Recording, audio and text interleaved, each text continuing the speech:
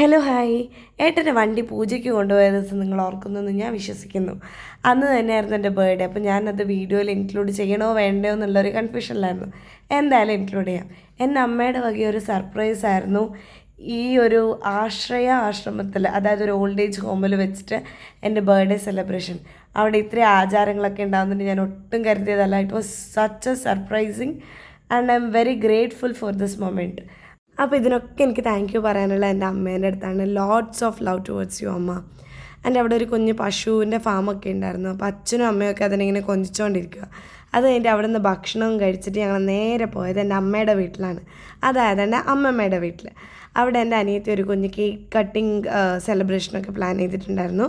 അതൊക്കെ കഴിഞ്ഞിട്ട് ഞാനും എൻ്റെ അച്ഛനും പുറത്തിറങ്ങിയിട്ട് എല്ലാവർക്കും ഐസ്ക്രീമൊക്കെ മേടിച്ചിട്ട് തിരിച്ചു വന്നു.